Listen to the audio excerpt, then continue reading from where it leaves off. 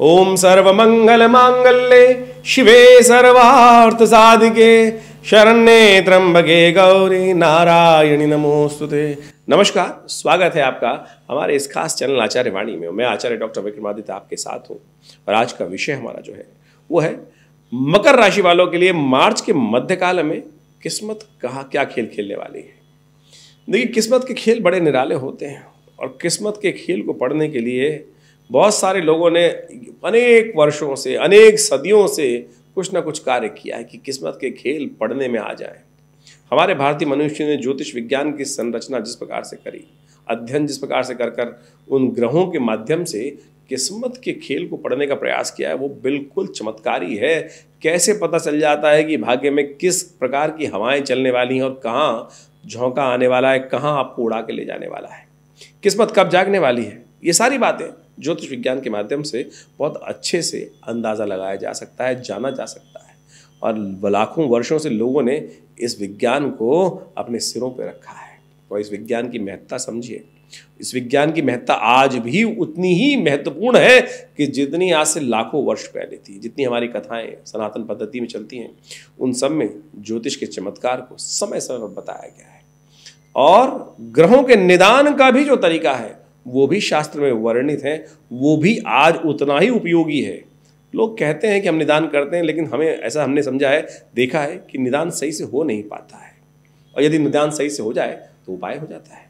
जी हाँ, ज्योतिष ग्रहों की गणना को जब जानते हैं, हम लोग समझते हैं तो समझ लेते हैं कि दिशाएं किस प्रकार से, उसमें परिवर्तन करने का योग भी बना सकते हैं। तो मार्च के मध्यकाल में मकर राशि वालों के लिए ग्रहों का योग कैसा रहेगा, वो सारी बातें हम आपके साथ करेंगे। देखिए, मार्च का मध्यकाल बड़ा महत्वपूर्ण है। आपकी राशि के स्वामी हैं शनि महाराज।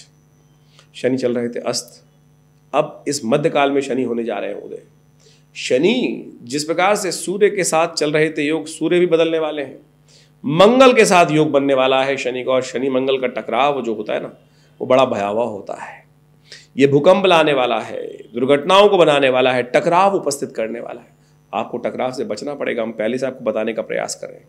क्रूर पाप ग्रह जो हैं वो विशेष तौर पर राहु और जो सूर्य की युति होने जा रही है इसी मार्च के मध्यकाल में, वो विशेष तौर पर जो संग कर रहे हैं ना, वो खेल बिगाड़ सकते हैं। साथ साथ अनहोनी के योग बनाने वाले हैं और विशेष तौर पर समझने तो ऐसे में विरोधाभास स्थिति उत्पन्न कर सकते हैं। ग्रहों के योग मतिभ्रम उत्पन्न कर सकते हैं। तो आपको सही रूप से समझने की आवश्यकता है। यदि आपके किसी घर वाले की यदि मकर राशि है तो उसके लिए क्या करते कि 7.5 चल रही है आपकी, शनि फिर उदय होने जा रहे हैं। तो शनि 7.5 में आपकी जो चल रही है, जो विशेष तौर पर योगा योग जो बना रहे हैं आपकी राशि के अनुसार से, वो क्या कुछ करने वाले हैं आप समझ लीजिएगा। सही तरह से शनि का उदय होना बड़ा महत्वपूर्ण है और ये ग्रह क्या कुछ कर सकते हैं आपके लिए। मंगल भी परिवर्तन की तरफ जाएंगे, सूर्य भी परिवर्तन की तरफ जाएंगे, शनि भी परिवर्तन की तरफ जाएंगे, बुध भी परिवर्तन की तरफ जाएंगे, चंद्रमा तो परिवर्तित हो ही रहे हैं। यानी ओवरऑल मिला के 9 के 9 ग्रह परिवर्तन का प्रभाव झेलने वाले हैं। इस मार्च के मध्यकाल में क्या कुछ होगा आपकी राशि के अनुसार से सिलसिलेवार तरीके से समझ लें। 11 मार्च से लेते हैं हम। 11 मार्च को सोमवार का अवसर है और प्रतिपदा तिथि है। फागुन का महीना चल रहा है, शुक्ल पक्ष विद्यमान हो रहा है इस दिन से और प्रतिपदा तिथि आरंभ होगी। मीन में चंद्रमा का योग बनेगा, चल रहा है और चंद्रमा 2 दिन तक अभी मीन में ही रुकने वाले हैं। यानी 11 और 12 मार्च को मीन में रुकने वाले हैं।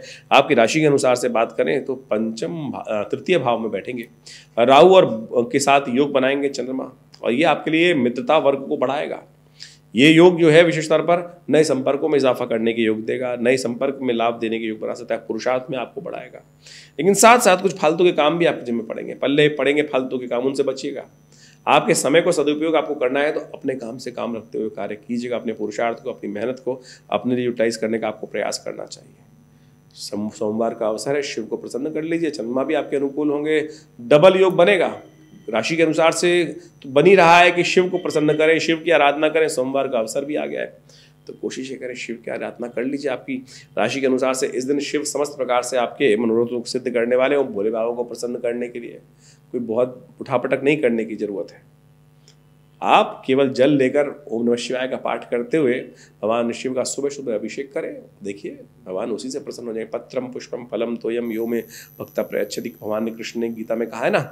तो भगवान श्रद्धा के भूखे हैं और श्रद्धा जो समर्पित करेंगे ना, वो विशेष श्रद्धा के साथ, विश्वास के साथ, श्रद्धा विश्वास रूपण हो। कहा गया है ना, तो आप कोशिश करें इस उपाय को करने का प्रयास कीजिए, कल्याण होगा। शाम को चंद्र दर्शन का योग है, क्योंकि प्रतिपदा थोड़ी देर के लिए रहेगी, द्वितीया का आगमन हो जाएगा, शाम के समय द्वितीया का आगमन होगा और ये आपके लिए चंद्र दर्शन का सुंदर योग जो बनेगा ना, इस समय अवश्य चंद्र दर्शन कर लीजिएगा।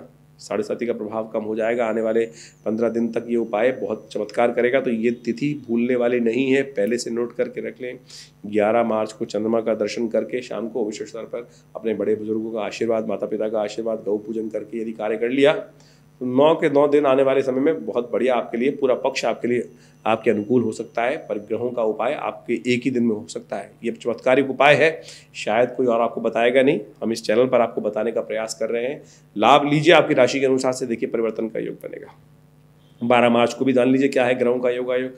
जैसा हमने आपको कहा कि चंद्रमा आपके लिए 2 दिन अनुकूल बहुत बने हुए हैं। राहु के साथ युति कर कर आपके संपर्कों में इजाफा करने का योग बना रहे हैं। प्लेरा दूज है, लेकिन क्षय तिथि है। प्लेरा दूज जो होती है अंशुत साया माना जाता है, नए कार्यों का आरंभ करने के लिए दिन बड़ा अच्छा माना जाता है। ऐसे में इन तिथियों के अनुसार से ग्रहों का योग जो बन रहा है विशेष तौर पर, वो आपके लिए भी अनुकूल है, बढ़िया है। आपके संपर्कों में इजाफा, नए पुरुषार्थ, नई हिम्मत की जागृति देता दिखाई देगा। लेकिन तिथि क्षय, नए कार्यों का आरंभ करने से बचना चाहिए। पुलेरा दूज आमतौर पर अंशुल साया माना जाता है। बहुत सारे लोगों की भ्रांति होती है कुछ भी कार्य नया आरंभ कर लो, लेकिन क्षय तिथि है वो लोग शायद भूल जाते हैं। एक बात का और ध्यान रखिएगा, इस दिन रेवती नक्षत्र है, 12 तारीख को और 13 तारीख को अश्विन नक्षत्र है, दोनों गणमूल के अंतर्गत आते हैं। तो जो जातक नए जन्म ले रहे हैं आपके घरों में, उनकी मूल शांति पहले ही करा लीजिएगा। हमने देखा है कि बहुत सारे लोग मूल शांति के चक्कर में जानते नहीं हैं और कुछ भ्रांति फंस जाती है। 27,000 जप किया जाता है मूल नक्षत्रों में जिनका जन्म होता है, गणमूल नक्षत्रों में, तो उनकी 27,000 जप करके उनको शांति करा दी जाती है। यदि पंडित जी ने सही रूप से आपका 27 दिन तक इन 27,000 मंत्रों का जप किया है तो आप समझ के मान लीजिए आपकी मूल शांति हो जाएगी। और फिर वो मूल शांति का दोष जीवन में पर्यंत में नहीं लगेगा। लेकिन सही नहीं हुई है तो फिर आपके ग्रह कभी शुभ प्रभाव देंगे ही नहीं आप। इसलिए यदि दोबारा भी कराना चाहे तो वो करा सकते हैं सही रूप से करके। 27,000 मूल मंत्र का जब आप खुद कीजिए ना। आज की तारीख में प्रपंच ऐसा हो गया है कि पंडित लोग जो तथाकथित तौर पे लोग करते हैं, 27 जगह का पानी लाओ, 27 जगह की मिट्टी लाओ, 27 जगह के कंकड़ लाओ, 27 जगह के पत्ते लाओ, इन सब चीज़ों में प्रपंच में फंस जाते हैं। लेकिन जो मूल है 1000 मंत्र का नित्य प्रति जप 27 दिन तक 27,000 मूल मंत्र का जप जो है उसका दशांश यज्ञ जो है वो नहीं होता है। तो हमारा आपको सुझाव है कि स्वयं भी कर सकते हैं आप मूल शांति। ऐसा कोई विधान नहीं है जो नहीं कर सकते। श्रद्धा से विश्वास से करने का प्रयास कीजिए। देखिए, और वो जब हमने देखा है जब वो मूल शांति कर दी जाती है तो ऐसे कि जैसे किसी ने बांध दिया हो, वो प्रभाव खत्म होकर बिल्कुल सुंदर तरीके से आपकी मेहनत का प्रभाव आपको प्राप्त होगा। तो इस सही सिद्धांत समझते हुए कार्य करेंगे तो बहुत सुंदर रहेगा। 13 मार्च की यदि हम बात करें तो ग्रहों का परिवर्तन का योग बन रहा है। इस पक्ष में सबसे पहला परिवर्तन जो होने जा रहा है बुध का परिवर्तन। बुध होने जा रहे हैं मीन राशि में चलते हुए उदय। मीन राशि में बुध हो जाते हैं, वो विशेष तौर पर पंचम भाव, तृतीय भाव में आपके चल रहे हैं और ये अस्त चल रहे थे, ये अब होने जा रहे हैं उदय। मीन में बुध होते हैं नीच के, कमजोर। ऐसे में ग्रहों की स्थिति को समझते हुए आपको कार्य करने का प्रयास करना चाहिए। ये आपके कार्यों में यूटिलाइज तो करेंगे, आपको आपकी ऑर्गेनाइजिंग कैपेसिटी बढ़ाएंगे, लेकिन कमजोर हैं, क्षीण हैं। तो इनका उपाय आपको लगातार करने की जरूरत। बुधवार के दिन ही बुध उदय हो रहे हैं, तो ऐसे में थोड़ी बुद्ध को शक्ति देने का प्रयास कीजिए। गाय का पूजन कीजिए, गाय को थोड़ा पालक खिला दीजिए। ये सबसे श्रेष्ठ उपाय है, सबसे सीधा साधा उपाय है। हरी चीज़ों का दान, गौ सेवा में गाय को पालक खिलाना, 4 रुपये की गड्डी मिलेगी, अपने हाथ से गाय माता का पूजन करते हुए खिला दीजिए। देखिए कल्याण का योग बनेगा, परिवर्तन होगा। बुद्ध का उदय होना, कुछ ना कुछ बुद्ध को शक्ति यदि आपने दे दी ना, तो ये बुद्ध आपके लिए बहुत शुद्ध योग बना सकते हैं। राहु के साथ बुद्ध, राहु भी यहाँ पे शुद्ध है, बहुत बढ़िया आपकी राशि में चल रहे हैं। बुद्ध का वहाँ आना थोड़ा कमजोर हो रहा है, लेकिन उसको थोड़ा शक्ति दे देंगे तो बहुत अच्छा रहेगा। चंद्रमा का परिवर्तन का योग है ये आपके लिए, ये आपको समझना चाहिए। ग्रहों का योग जो हो रहा है वो विशेष तौर पर चंद्रमा परिवर्तित होकर आपके चतुर्थ भाव में चले गए। थोड़ा बृहस्पति के साथ बहुत सुंदर योग बना रहे हैं, गजकेसरी योग का निर्माण कर रहे हैं, गोचर के अंदर लाभ के योग बना रहे हैं। तो आपके लिए लाभ की स्थिति प्रशस्त होती दिखाई दे रही है। सुंदर तरीके से लाभ लेते हुए कार्य करने का आप प्रयास कीजिए। 14 मार्च को ग्रहों का योग समझ लीजिए क्या है। 14 मार्च को ग्रहों का योग दिखा रहा है पंचमी तिथि, बृहस्पतिवार का अवसर, और सूर्य भी इस दिन परिवर्तन की तरफ जा रहे हैं। हमने कार्यक्रम के आरंभ में आपको बताया था ये पक्ष परिवर्तन का ही है। एक के बाद एक परिवर्तन आपको देखने को मिलेगा, बहुत जल्दी परिवर्तन देखने को मिलेगा। मीन में जा रहे हैं सूर्य और करीब दोपहर को 12:36 पर सूर्य का ये परिवर्तन होने जा रहा है। ये आपके लिए विशेष तौर पर कई प्रकार के ग्रहों का, कई प्रकार के योगों का निर्माण करता दिखाई देगा। तृतीय भाव में जाकर राहु के साथ युति करेंगे, शनि के घर छोड़कर अब जा रहे हैं राहु के साथ, और ये अस्थिरता का वातावरण बनाएगा। ये अस्थिरता पराक्रम में कहीं ना कहीं कमी लाने के योग बना सकते हैं। अननेसेसरी के कॉन्फ्लिक्ट से बचने का आपको प्रयास करना चाहिए। या अननेसेसरी कॉन्फ्लिक्ट अनहोनी का योग बना सकता है। तो ऐसे में आपको लगातार राहु का उपचार करने की जरूरत है, सूर्य का उपचार करने की जरूरत है। सूर्य को नित्य प्रति जल दें। खरमास का आरंभ हो जाएगा इस दिन से, और ये खरमास का आरंभ होना आपके लिए थोड़ी सी स्थिति खराब करता दिखाई दे रहा है, क्योंकि राहु और सूर्य की युति पराक्रम भाव में हो रही है, मित्रता वाले भाव में हो रही है, भाइयों वाले भाव में हो रही है, सपोर्ट वाले भाव में हो रही है। आपके अनुचरों के साथ, आपके लोगों के साथ, आपके साथ सहकर्मियों के साथ कहीं ना कहीं कॉन्फ्लिक्ट उदय करने के योग बना सकता है। तो सावधान होकर कार्य करने की जरूरत है। सूर्य का उपाय नित्यप्रति करें, नमक का त्याग करें, गुस्से को कंट्रोल करें। ये सब उपाय करेंगे तो सब प्रकार से शुभ होगा। यानी ग्रहों का निदान भी बताया हमने आपको। उसके आगे चलते हैं। 15 मार्च के लिए ग्रहों का योग क्या कहता है। 15 मार्च के दिन शुक्रवार का अवसर, षष्ठी तिथि है और कुंभ में जा रहे हैं मंगल। ये एक और विचित्र योग बन रहा है। मंगल अभी तक चल रहे थे उच्च के मंगल लग्न में, आपकी राशि के अनुसार से लग्न में बैठे हुए थे, और ऐसे में आपकी राशि के अनुसार से जब आगे चलेंगे, अब वो जाएंगे शनि के घर। सूर्य शनि के साथ चल रहे थे, अस्त चल रहे थे। वो शनि जो थे, शनि के साथ जो सूर्य चल रहे थे, शनि को उन्होंने अस्त कर रखा था। अब शनि उदय होने जा रहे हैं, लेकिन उससे पहले मंगल का परिवर्तन शनि के साथ हो गया है। ये द्वंद्वात्मक स्थिति है, लड़ाई की स्थिति है, टकराव की स्थिति है। तो मनोमस्तिष्क में टकराव ना उपस्थित होने दीजिएगा। लगातार मंगल को शांत करने का प्रयास करें, क्योंकि शनि तो उदय होकर अभी 2 दिन बाद जब उदय होंगे तो शांत नहीं होने बैठने वाले हैं। और आपके लिए तो बढ़िया है शनि, लेकिन जो मंगल उपद्रव करने वाले, अमंगल करने वाले, उसको आपको ठीक करने की ज़रूरत है। तो आप एक काम करें, थोड़ा चने का या बंदर दिखाई दे जाए तो चने डाल दिया कीजिए, थोड़े से केले खिला दिया कीजिए, मंगल के मंत्र का जप कर लें। बहुत उपाय हैं। इसके अलावा ये तो गोचर का प्रभाव है। बाकी राशियों के अनुसार से, आपकी जन्मपत्री के अनुसार से ग्रहों का योग चल रहा है, उसके लिए तो अलग से हम आपको समझ लेना चाहिए ग्रहों का योग किस प्रकार का है। तो ये उपाय आप अवश्य करके रखिएगा। वैसे हम अलग से एक वीडियो बनाएंगे जो पूरा डिस्कस करेंगे कि मंगल शनि क्या करने वाले हैं आने 40 दिनों के लिए आपकी राशि के अनुसार से। वो सही से समझने की ज़रूरत है। 16 मार्च के लिए हम बात करें तो शनिवार का अवसर, सप्तमी तिथि, साथ साथ शनि होने जा रहे हैं उदय। रात्रि में 21 बज के यानी 9:41 पर शनि का उदय होना शनिवार के दिन आपके लिए एक तरह से अच्छा तो है, लेकिन मंगल के साथ जो टकराव की स्थिति है उसको आपको ठीक करने की ज़रूरत। हमने उपाय बताया है, समझ लीजिएगा, उसको लगातार करने का प्रयास कीजिए। एक उपाय बताएं आपको, कोशिश ये कीजिए हनुमान जी की सहारा लीजिए। शनि और मंगल दोनों का संबंध हनुमान जी के साथ है। यदि हनुमान जी की आपने उपासना करनी तो आप समझ लीजिए हनुमान जी को प्रसन्न कर लिया, हनुमान चालीसा का एक पाठ कर लिया, और देवता चित्तन धरहि हनुमत से ही सर्व सुख करहि। तो यदि आपने हनुमान जी को सहारा ले लिया ना, तो आप समझ लीजिए शनि मंगल का कोई क्लैश आपके लिए अहित नहीं होगा, लेकिन क्लैश है, बिल्कुल क्लैश है। मैं डरा नहीं रहा हूँ। बहुत सारे लोग हमारे को कमेंट में डाल देते हैं पंडित जी नेगेटिव बोल रहे हैं। भाई जो है, अगर वो नहीं बताऊंगा तो फिर आपको, मेरा कोई विषय इसमें ये नहीं है कि हम आपको बताने का चाह जाते। जो है ग्रहों का योग, जो ग्रहों की स्थिति है, शास्त्र जो कहता है वो आपको समझना चाहिए। अच्छा है बुरा है, वो आपको उसका परिवर्तन करने का प्रयास करना चाहिए। तो हम जिस प्रकार के ग्रहों के योग हैं वो आपको बताने का प्रयास करें। साथ साथ सर्वार्थ सिद्धि योग का भी एक योग बन रहा है। नए कार्य आरंभ करने हो तो ये मैं कहूँगा इस खरमास में, वैसे तो खरमास आरंभ हो गया है और अगले दिन से हुलाष्टक आरंभ हो रहे हैं, तो ये अभी 25 तारीख तक फिर मुहूर्त नहीं करिए। ये आखिरी मुहूर्त रहेगा सर्वार्थ सिद्धि योग जो है। इसमें कोई नया कार्य आरंभ करना बहुत आवश्यक हो तो कर लीजिएगा। सूर्योदय से लेकर 4 बज के करीब 50 मिनट तक का ये योग है।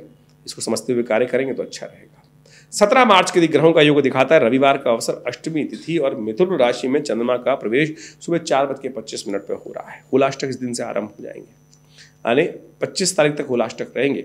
और ऐसे में 25 तारीख तक जो हुलाष्टक रहेंगे ये आपके लिए विशेष तौर पर कई बातों को समझने वाले हैं। नए कार्य नहीं आरंभ करने चाहिए हुलाष्टक में। नज़र लगने के बहुत ज़्यादा चांसेस हो आते हैं। बहुत से लोग आपकी हीन भावना रखते हैं, आपसे ईर्ष्या रखते हैं, वो आपको कष्ट पहुंचाने का कार्य कर सकते हैं। देखिए इस बात को ऐसे समझ लें कि एक घर को निर्माण करने के लिए कितने साल लगते हैं। एक छोटा सा घर हम बनाते हैं अपने लिए, सुकून के लिए बनाते हैं। उसको निर्माण करने के लिए बहुत करीब अच्छा भी एवरेज घर बनाएंगे 2 साल लग जाएंगे। लेकिन यदि किसी व्यक्ति को कोई डिपार्टमेंट वाला आ जाए, उसको विध्वंस करना हो तो कितनी देर में, 1 घंटे में, आधे घंटे में वो सब मेहनत को पानी लग कर सकते हैं। यही स्थिति समझाने का हम प्रयास कर रहे हैं कि हुलाष्टक इसी प्रकार के हैं। आपका अहित करने के लिए बहुत कम प्रयास चाहिए लोगों को, तो इसलिए आपको अपनी रक्षा कवच करने का प्रयास करें। रक्षा कवच धारण करें, दुर्गा कवच का पाठ करें नित्य प्रति, शिव कवच का पाठ कर सकते हैं नित्य प्रति, या एक मंत्र हम बताते हैं आपको, भैरव जी का मंत्र है। कैसी भी आदि व्याधि जो हो उन सब से रक्षा करने के लिए शास्त्र के अनुसार से एक बहुत सुंदर मंत्र है भैरव जी का, बटुक भैरव के रूप में कहा जाता है। ओम ह्रीं बटुकाय आपद उद्धारणाय कुरु कुरु बटुकाय ह्रीं स्वाहा। आपत्तियों से रक्षा करने वाले भगवान ये अद्भुत रूप से भगवान शिव के ही अंश हैं और समस्त मान लीजिए चमत्कार है ये। इन दिनों अवश्य इस मंत्र का सानिध्य लेना चाहिए, नित्य प्रति जप करें। यदि खीर से इनका हवन भी कर सके, पुओं से इनका हवन कर सके तो बहुत श्रेष्ठ रहेगा। होलाष्टक के दिन कभी अच्छे नहीं माने जाते, नए कार्य आरंभ नहीं करने चाहिए, नए मुहूर्त नहीं करना चाहिए, अपनी समृद्धि बहुत ज़्यादा नहीं दिखानी चाहिए, नज़र लग जाती है लोगों की और फिर उसको संभालने में बहुत टाइम लगता है। तो भैया इन सब बातों का ध्यान रखते हुए कार्य करें। हमारा उद्देश्य है आपको सही दिशा दे। ग्रहों का युग परिवर्तन की तरफ जा रहा है और ये परिवर्तन विशेष तौर पर थोड़ा ध्यान रखने वाला है। स्वास्थ्य का ध्यान रखिएगा, ये 2-3 दिन स्वास्थ्य के लिए थोड़े भारी दिखाई देते हैं। स्वास्थ्य का ध्यान रखते हुए कार्य करेंगे तो अच्छा रहेगा आपके लिए। थोड़ा एंजाइटी बढ़ाएंगे, अननेसेसरी के खर्चे बढ़ा सकते हैं, दुश्मन आप पे भारी पड़ सकते हैं। तो विशेष तौर पर मकर राशि वालों के लिए हम सावधान करने का प्रयास करें, उपाय हमने आपको बताए, कर लीजिए। 18 मार्च का दिन जो विशेष तौर पर सोमवार का अवसर है, नवमी तिथि विराजमान है सोमवार के दिन और ग्रहों का योगायोग थोड़ा भारी है मेष राशि जो विशेष तौर पर मकर राशि वालों के लिए। आपको कुछ उपाय खास करने की जरूरत है। शिव का ध्यान करें, शिव पर थोड़ा चावल अर्पित करें, दूध का दान करें, दूध से भगवान शिव का अभिषेक करें। ये उपाय है, कर लीजिए, देखिए कुछ न कुछ परिवर्तन होगा। आपके शत्रुओं को दमन करने में भगवान शिव का आशीर्वाद आपको मिलेगा। 19 मार्च की यदि हम बात करें, मंगलवार का अवसर, दशमी तिथि है और ग्रहों का योगायोग परिवर्तन की तरफ जाएगा। चंद्रमा उस दिन दोपहर को मध्याह्न में परिवर्तित करके आपके लिए कष्टों को दूर करने के युग बनाएंगे। चंद्रमा चल रहे हैं आपके षष्ठ भाव में, दोपहर को परिवर्तन का युग बनाएंगे। करीब करीब 1:40 पर आपके सप्तम भाव में चले जाएंगे, नई शक्ति का उदय करेंगे। तो सुबह थोड़ी हल्की है, दोपहर के बाद परिवर्तन का युग है, तो जरूरी काम दोपहर के बाद इंतजार करते हुए करें, चिंता ना करें, सब कष्ट दूर होते हैं। और ये परिवर्तन का समय कभी एक जैसा नहीं रहता। परिवर्तन का युग भी आरंभ हो रहा है, उसका लाभ लेने का प्रयास कर लीजिए। हनुमान जी का दिन है, मंगलवार है और ऐसे में मंगल शनि का टकराव आपकी राशि में चल ही रहा है। तो ऐसे में हनुमान जी को प्रसन्न कीजिए ना, चोला चढ़ाइए हनुमान जी को, पीपल के पत्तों की माला हनुमान जी को श्रद्धा के साथ अर्पित कर दीजिए। श्री गुरु चरण सरोज रज निजमन मुकुर सुधार, वर्णौ रघुबर बिमल जसो जो दायक फल चार। चारों फल प्राप्त होते हैं, सिद्ध है। बिल्कुल तुलसी बाबा का चमत्कार है। तुलसी बाबा की जो प्रार्थना है ये वाली ना, बिल्कुल करोड़ों अरबों लोगों ने इसका लाभ लिया है और अरबों खरबों बार ये पिछले 500 सालों में इसका जप करके सिद्ध हो चुका है। साबर मंत्र कहा जाता है, लगता बहुत छोटा है लेकिन अद्भुत लाभ देने वाला है। तो हमारे इस बात को अवश्य ग्रहण करें, आशा है समझेंगे, लाभ लेंगे। 20 मार्च के लिए ग्रहों का योगायोग समझें तो 20 मार्च को बुधवार का अवसर, एकादशी तिथि। ये एकादशी साधारण एकादशी नहीं है साहब, आंवला एकादशी है। आंवला आरोग्यता का प्रतीक है, भगवान विष्णु का प्रतीक है और इस दिन विशेष तौर पर भगवान की पूजा करनी चाहिए, आंवला उन्हें अर्पित करना चाहिए और भगवान का पूजन करना चाहिए। कहा जाता है कि इस दिन आंवले का प्रसाद रूप ग्रहण करना चाहिए, आंवले के पेड़ के नीचे ही भगवान विष्णु का स्तवन करते हुए। समस्त प्रकार की आदि व्याधि, देखो वैसे तो शरीर कहा जाता है कि व्याधियों का मंदिर है, लेकिन उस व्याधि के मंदिर को बचने के लिए भी शास्त्र में अनेक उपाय बताए गए और हमारे अनादिकाल से हमारे ऋषि मुनियों ने जो उपाय बताए हैं करोड़ों अरबों लोग करते आए हैं। आप भी इन उपायों करने का प्रयास कीजिए। ग्रहों का योगायोग आपके लिए अच्छा बना हुआ है। इस दिन परिवर्तन के योग है, अच्छा बहुत सुंदर तरीके से, लेकिन थोड़े खर्चे परेशान कर सकते हैं।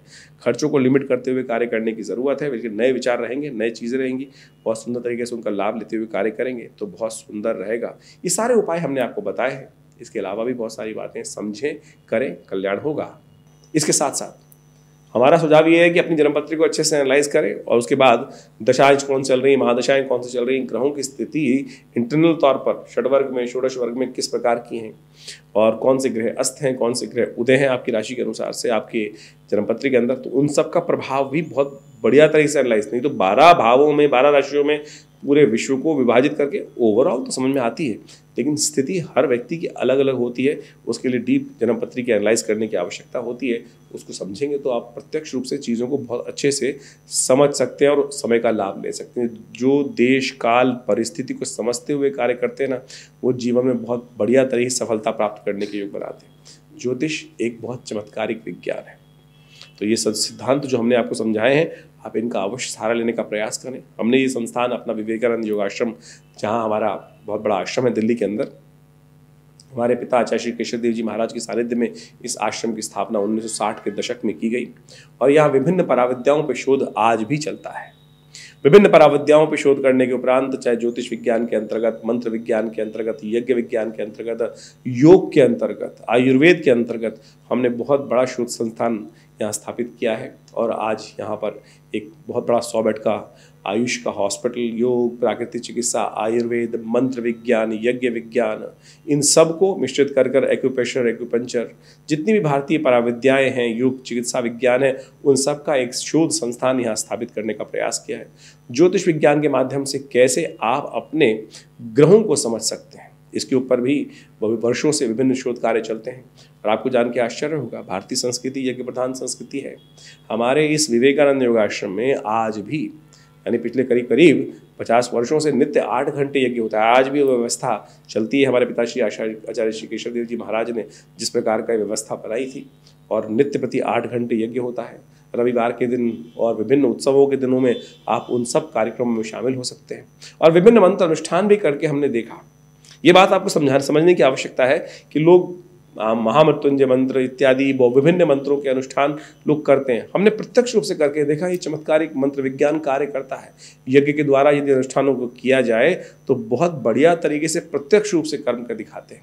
स्वास्थ्य के दृष्टिकोण से कई मुकदमे चल रहे हैं, कई परेशानी है, अलग अलग प्रकार के अनुष्ठान समय समय पर हमने करके देखे। मंत्र बिल्कुल चमत्कारी है, विधि बिल्कुल ठीक है, लेकिन यदि सही विधि से करा ना जाए तो को कार्य नहीं करते हैं और फिर लोगों के मन में अविश्वास भी उत्पन्न होता है। लेकिन हमने अपने संस्थान में यज्ञ इत्यादि को कर लोगों के लिए विभिन्न अनुष्ठान समय समय पर करके भी देखा है, तो वो सब 4 कार्य बिल्कुल बहुत अद्भुत तरह से चमत्कारी ढंग से कार्यपूर्ण होने के योग बनते हैं। इस संस्थान पर माँ भगवती का एक बहुत जबरदस्त शिव विग्रह विराजमान है जो 500 साल पुराना है।